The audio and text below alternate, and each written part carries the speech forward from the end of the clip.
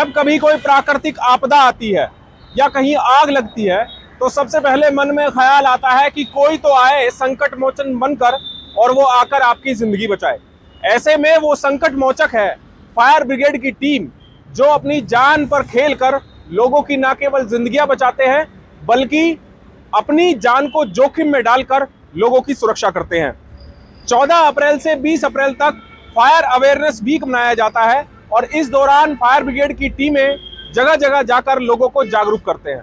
आज आखिरी दिन है और इस मौके पर गुरुग्राम फायर विभाग ने अपनी ताकत दिखाई है और लोगों में विश्वास जताया है कि गुरुग्राम में अगर किसी प्रकार का कोई हादसा होता है, कोई आवश्यकता पड़ती है, तो फायर ब्रिगेड की टीम उनके लिए 24 घंटे तत्पर है। दिखाएंगे आपको इस खबर में कि कैसे फायर ब्रिगेड की टीम संकट मोचक बनकर लोगों की जिंदगियां बचाते हैं। नमस्कार, मैं हूं सुनील यादव और आप देख रहे हैं गुरुग्राम न्यूज। जब कभी आप लोगों के आसपास कोई आगजनी की घटना हो जाए, कोई प्राकृतिक आपदा आ जाए, कोई बिल्डिंग गिर जाए, कोई कुएं में गिर जाए, कोई पानी में गिर जाए, तो सबसे पहले जीवन रक्षक के तौर पर वहां पर पहुंचने वाले होती है फायर ब्रिगेड की टीम, क्योंकि ये वो स्पेशल मैन है जो न केवल लोगों की जिंदगियां बचाते हैं संकट मोचक बनकर, बल्कि अपनी जिंदगी को खतरे में डालकर अपने जीवन की परवाह किए बगैर अपना फर्ज निभाते हैं। ये फर्ज निभाने की कला सिखाने का एक सप्ताह चला 14 अप्रैल से 20 अप्रैल तक का, और ये एक सप्ताह के दौरान गुरुग्राम फायर डिपार्टमेंट ने गुरुग्राम के हजारों लोगों को जागरूक किया, जिसमें यह बताया गया कि जब कभी कहीं पर आग लगने की घटना हो जाए तो सबसे पहले अपनी और अपने आसपास के लोगों की जिंदगियों को बचाना है, और अगर उसके बाद भी आप हिम्मत दिखाते हैं तो आप किसी भी छोटी सी घटना को बड़ा होने से रोक सकते हैं। आज गुरुग्राम के सेक्टर 29 फायर स्टेशन में एक मॉक ड्रिल का आयोजन किया गया। वहां पर फायर कर्मियों ने यह बताया कि जब कभी आग लगने की घटना हो जाए तो उससे पैनिक नहीं होना चाहिए और किस तरह से उस पर काबू पाया जाना चाहिए। इसी का एक डेमोन्स्ट्रेशन सेक्टर 29 फायर स्टेशन में किया गया।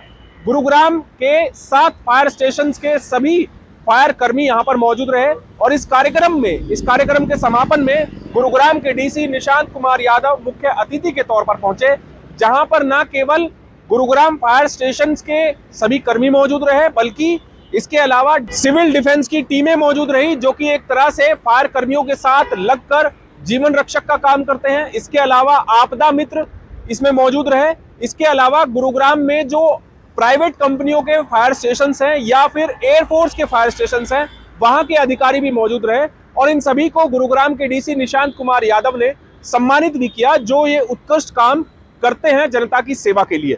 इस मौके पर गुरुग्राम के डीसी निशांत कुमार यादव ने गुरुग्राम न्यूज की टीम को भी बेहतरीन काम करने के लिए सम्मान दिया और एक उम्मीद जताई कि गुरुग्राम न्यूज की टीम भी इसी तरह बेधड़क होकर रिपोर्टिंग करते रहे और जनता तक सही जानकारियां पहुंचाते रहे। आइए आपको सुनवाते हैं गुरुग्राम के डीसी निशांत कुमार यादव ने फायर सेफ्टी वीक के दौरान जो जागरूकता फैलाई गई उसको लेकर क्या कहा और गुरुग्राम में कितने फायर स्टेशंस की आवश्यकता है उसके बारे में क्या कहा। उसके बाद आपको सुनवाएंगे और आपको जागरूक भी करेंगे उन्हीं फायर कर्मियों की जुबानी जो अपनी जिंदगी को खतरे में डालकर आपके लिए संकट मोचक बनते हैं, आपकी जिंदगियों को बचाते हैं।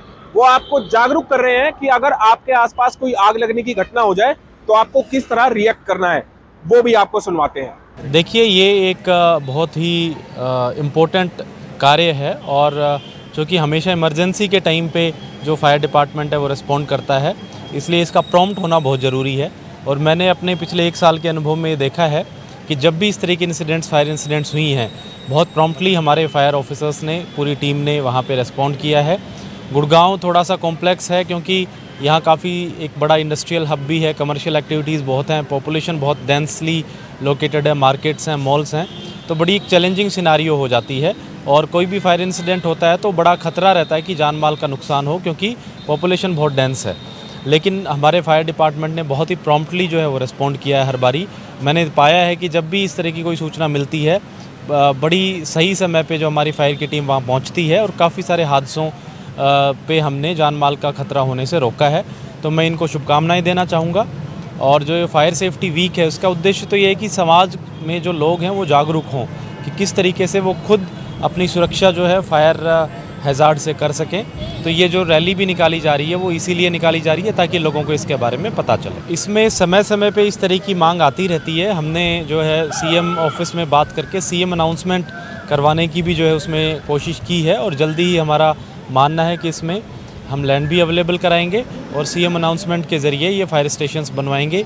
ये एक ऐसा मुद्दा है जिससे बिल्कुल भी जो है जिसको इग्नोर नहीं किया जा सकता और जो कि गुड़गांव एक ग्रोइंग सिटी है और डिस्ट्रिक्ट में पॉपुलेशन बहुत ज़्यादा है तो नेचुरली हमें रिसोर्सेज वो प्रोवाइड करने ही होंगे।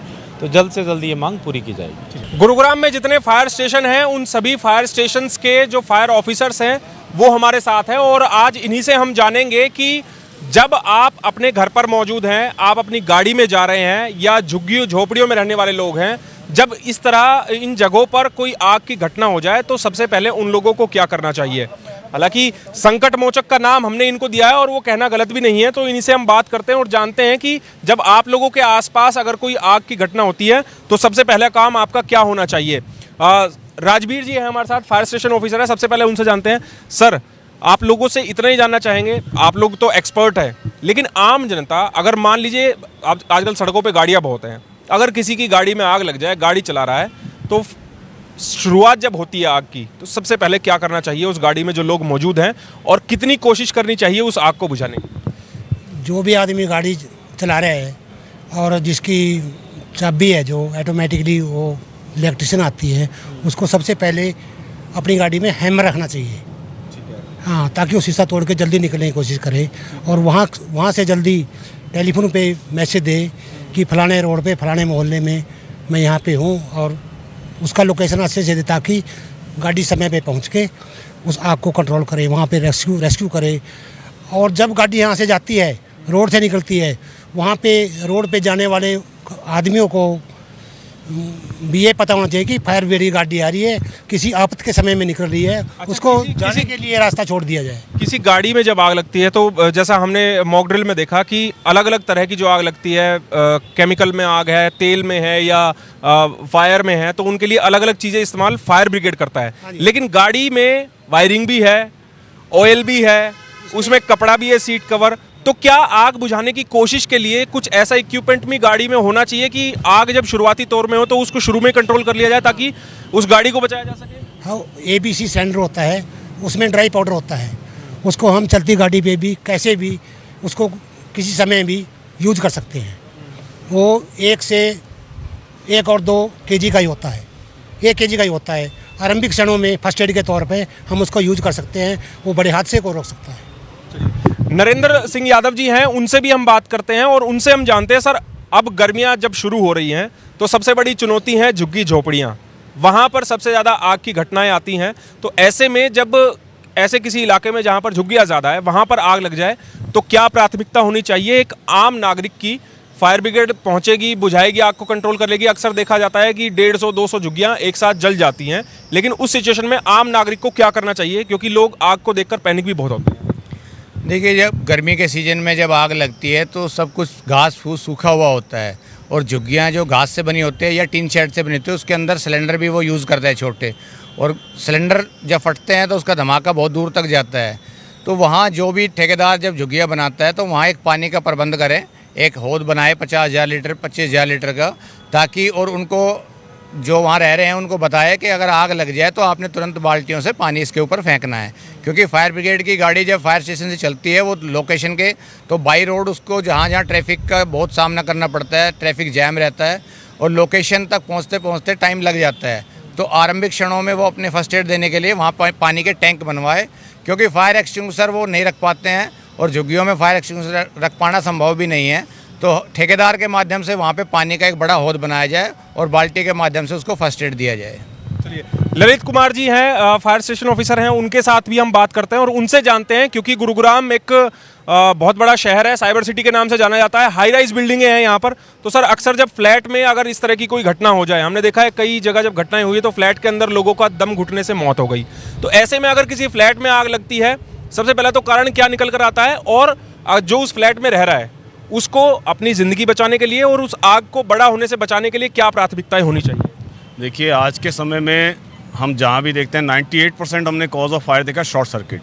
जो इलेक्ट्रिक गैजेट्स बढ़ रहे हैं वहाँ पर वायर लोड हम चेक नहीं कराते हैं, वायरिंग शॉर्ट हो जाती है, एसी बढ़ते जा रहे हैं, इलेक्ट्रिक और गैजेट्स बढ़ते जा रहे हैं, जिससे कहीं ना कहीं शॉर्ट सर्किट होता है और उसमें अगर आग लग जाती है तो सबसे पहले जिस भी सोसाइटी में लोग रहते हैं, जितनी भी हाई राइज सोसाइटियाँ हैं, सबके अंदर अग्नि सुरक्षा के प्रबंध हैं, फर्स्ट एड फायर इक्विपमेंट्स हैं, फायर एक्सटिंग्विशर्स हैं, होज ड्रिल है, सभी की समय पे हर 3 महीने 6 महीने में ड्रिल होती रहती है। तो हम स्थानीय निवासियों से अनुरोध करना चाहते हैं कि वो उस ड्रिल में पार्टिसिपेट करें, उन अग्निशमन यंत्रों को चलाना सीखें। अगर कोई भी ऐसी इमरजेंसी होती है तो आप फर्स्ट एड फायर एक्सटिंग्विशर से वो आग तुरंत बुझा सकते हैं, क्योंकि वो आपके बिल्कुल नज़दीक हर फ्लोर पर, हर थोड़ी थोड़ी दूरी पर लगे हुए हैं। तो आप उन अग्निशमन यंत्रों का प्रयोग करके आग को कंट्रोल कर सकते हैं। उससे पहले ये है कि अगर आप अपने इलेक्ट्रिकल लोड को चेक करा के रखें, आग लगे ही ना इसका ध्यान रखें, हमें कहीं लूज वायरिंग नहीं होनी चाहिए उसका ध्यान रखें, और जो हम एलपीजी या पीएनजी यूज़ करते हैं उसकी नोब को बंद करके रखना चाहिए। जब हम यूज़ नहीं कर रहे हैं तो हम बंद करके जाना चाहिए,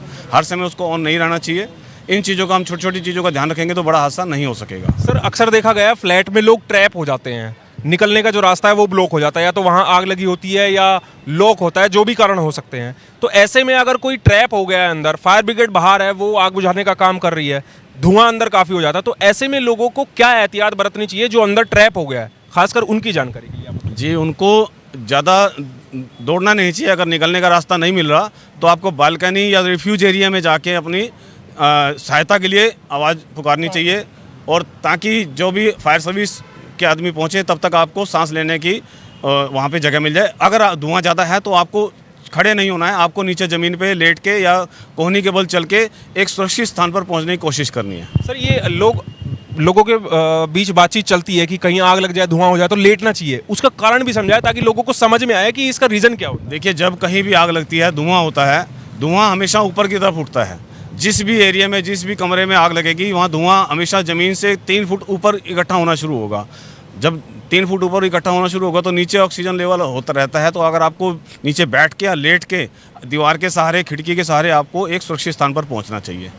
ये ज़िंदगी बचाने के कुछ प्रयास हैं, और इस वीडियो को इसीलिए हम आपसे कह रहे हैं बार बार कि इस वीडियो को आप लोग ज़्यादा से ज़्यादा शेयर करें। हो सकता है आपको ये जानकारी पता हो, लेकिन आपके एक शेयर से उन लोगों तक ये जानकारी पहुंच जाए जो कभी भविष्य में हो सकता है ऐसी समस्या में फंस जाए। सर एक बात और आप जानना चाहेंगे, फायर अवेयरनेस वीक मनाया गया 14 अप्रैल से 20 अप्रैल तक ये वीक मनाया जाता है। कहाँ कहाँ हमने जानकारियाँ, ये अवेयरनेस फैलाई है और कितने लोगों को कवर किया है, क्या क्या जानकारी हमने दी है? देखिए, सरकार की हिदायत अनुसार हमने अपने गुड़गांव ज़िले के जितना हमारे से ज़्यादा हो सका schools, colleges, hotels, hospitals, high rise building, industries, उसमें कार्य करने वाले वर्करों को उस इनबिल्ट जो सिस्टम लगा हुआ है फैक्ट्रियों के अंदर या मॉल्स के अंदर या दुकानों के अंदर या घरों के अंदर सोसाइटी में जो सिस्टम लगा हुआ है, उसके बारे में उनको चलाने की जानकारी दी गई कि भाई, और 112 के बारे में बताया गया कि अब आपको सभी सुविधाएं 112 हरियाणा सरकार ने जो चालू किया है उस पर आपकी लोकेशन, आपका नंबर आ जाता है जीपीएस के माध्यम से।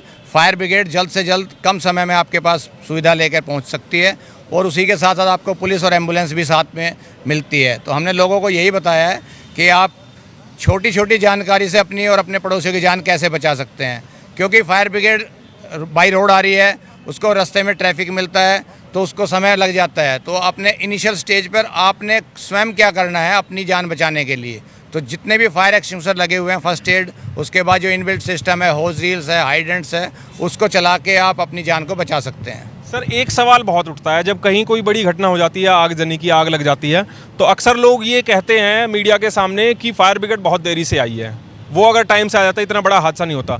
क्या कारण मानते हैं इसका, और क्या वजह होती है कि लोग ऐसा आरोप लगाते हैं? सर ऐसा है, देखिए, सबसे पहली बात है कि सूचना। अगर कहीं आग लगी है, शुरुआती दौर में अगर आग लगी है, आप तुरंत ही फायर सर्विस को सूचना दीजिए। इमरजेंसी नंबर 112 है, उस पर आप सूचना दीजिए, तो आपके पास फायर सर्विस पहुंच पाएगी। अगर आप प्रयास ही करते रहेंगे, सूचना नहीं देंगे, आग इतनी बढ़ जाएगी कि आपके कंट्रोल से बाहर हो जाए, फिर आप सूचना देंगे तो आप कहेंगे कि फायर ब्रिगेड लेट पहुंची। और उससे दूसरा बड़ा कारण ये है कि रोड पे ट्रैफिक आज के समय में गुड़गांव जैसे मेट्रोपॉलिटन शहर में ट्रैफिक बहुत ज़्यादा है, और जहाँ जाएंगे हमें 5 किलोमीटर का सफ़र कई बार 10 से 15 मिनट भी लग जाते हैं, और जो पीक आवर्स होते हैं उसमें हमें बहुत ट्रैफिक का सामना करना पड़ता है, रास्ता नहीं देता। आपके माध्यम से हम लोगों को यही कहना चाहते हैं कि जब भी आपको फायर की गाड़ी, क्या एम्बुलेंस या पुलिस का कोई भी सायरन सुनाई दे, कोई भी इमरजेंसी सर्विसेज का सायरन सुनाई दे, कृपया आप उनको रास्ता दें। हो सकता है किसी की कहीं जान फंसी हो, तो आपके 1 सेकंड के पीछे हम किसी की जान बचा पाए। एक आखिरी सवाल सर, मैं आप लोगों पर ही डिपेंड करता हूं कि कौन इसका जवाब देना चाहेगा, आप खुद बता दीजिएगा। सवाल मेरा ये है, गुड़गांव एक बढ़ता हुआ शहर है और अभी भी बढ़ रहा है बहुत ज़्यादा। क्या यहाँ पर पर्याप्त फायर की गाड़ियाँ, फायर स्टेशंस हैं या हमें ज़रूरत है और कहाँ होने चाहिए? क्योंकि गुरुग्राम में तो अब लगभग 190 मीटर की टॉलेस्ट बिल्डिंग जो है वो बन गई है। तो क्या अगर कल को भगवान ना करे अगर कोई ऐसा हादसा हो जाए टॉप फ्लोर पर, तो उनको कंट्रोल करने के लिए क्या हम पर्याप्त हैं या हमें क्या ज़रूरतें और हैं? अब आप बताइए कौन जवाब देगा इसमें। चलिए। देखिए ऐसा है, हरियाणा सरकार ने अभी करीब 225 एक साल के अंदर नई फायर गाड़ियां दी हैं और आने वाले समय में सरकार ने करीब 14 हाइड्रोलिक प्लेटफॉर्म TTL गगनचुंबी इमारतों के लिए हमने वो परचेज़ करनी है। इसके लिए प्रयास किया जा रहा है क्योंकि ये विदेश से आती है गाड़ियाँ और उसके लिए बहुत बड़ी हाई परचेज़ कमेटी बनाई जा रही है और करोड़ों रुपए की गाड़ियाँ आती हैं, ये यहाँ इंडिया में नहीं बनती, विदेश से आती हैं, उसको खरीदी जा रही हैं। 101 मीटर की गाड़ी और 70 मीटर की हाइड्रोलिक प्लेटफॉर्म और 55 मीटर की TTL और हाइड्रोलिक प्लेटफॉर्म 42 मीटर की हाइड्रोलिक प्लेटफॉर्म, ये सभी गाड़ियाँ हरियाणा के लिए खरीदी जा रही हैं। उसमें मैक्सिमम गाड़ियाँ गुड़गांव को दी जाएंगी और इसके लिए देखिए वर्ल्ड में 550 मीटर 500 मीटर इससे ऊपर की भी बहुत सारी गगनचुंबी इमारतें हैं, बट आज तक वर्ल्ड में 101 मीटर से ऊपर कोई हाइड्रोलिक प्लेटफॉर्म नहीं है। उसके इनबिल्ट सिस्टम इतना स्ट्रॉन्ग होता है कि जब भी कहीं, पहली बात तो फायर के चांस नहीं होते हैं तो उनके इंटरनल फायर सिस्टम से आग कंट्रोल की जा सकती है। क्या गुरुग्राम में और जगहों पर फायर स्टेशन की आवश्यकता है? कहाँ आवश्यकता है क्योंकि अभी सरकार द्वारा मांगा गया था कि आपको कहाँ नए फायर स्टेशनों की ज़रूरत है, तो उसके लिए हमने रिपोर्ट भेज दी है। हमारे को कम से कम 4 से 5 नए फायर स्टेशन की आवश्यकता है, जिस हिसाब से गुरुग्राम बढ़ रहा है। अभी 7 फायर स्टेशन वर्किंग में हैं, 4 से 5 और फायर स्टेशन की और आवश्यकता है जी। चलिए, बहुत बहुत धन्यवाद और आप लोगों को सलाम भी है मेरी तरफ से भी और हमारे दर्शकों की तरफ से भी, क्योंकि आप लोग गुरुग्राम के लोगों के लिए जीवन रक्षक का काम करते हैं और इनका ना केवल हमें हौसला बढ़ाना चाहिए, जब कभी अगर कोई घटना आप लोगों के आसपास हो जाए तो सबसे पहले मौके पर पहुंचने वाले, चाहे आगजनी की, ये तो बात केवल आगजनी की हमने, लेकिन जब कोई प्राकृतिक आपदा होती है तब यही लोग हमारे लिए संकट मोचक बनकर उस जगह पर आते हैं और लोगों की जिंदगियां बचाते हैं। गर्मियां शुरू हो गई हैं, ऐसे में आग लगने की घटनाएं भी लगातार बढ़ती हैं। इसीलिए गर्मियों से पहले 14 अप्रैल से 20 अप्रैल तक एक फायर सेफ्टी वीक जो बनाया जाता है, उसमें कोशिश होती है कि ज्यादा से ज्यादा लोगों को जागरूक किया जाए कि कहीं पर कोई घटना होती है तो किस तरह से लोगों को अपनी भूमिका निभानी चाहिए। हमारी आपसे ये अपील है कि आप इस वीडियो को एक खबर के माध्यम से ना देखें, बल्कि इस महत्वपूर्ण जानकारी को आप आगे भी शेयर करें, क्योंकि जो जानकारी आपने ग्रहण की इस वीडियो के माध्यम से, वो जानकारी ज्यादा से ज्यादा लोगों तक पहुंचे और हो सकता है इन जानकारियों की बदौलत किसी की जिंदगी बचाने में कोई कामयाब हो पाए। इस खबर के बारे में आप हमें अपनी राय कमेंट करके जरूर दीजिएगा।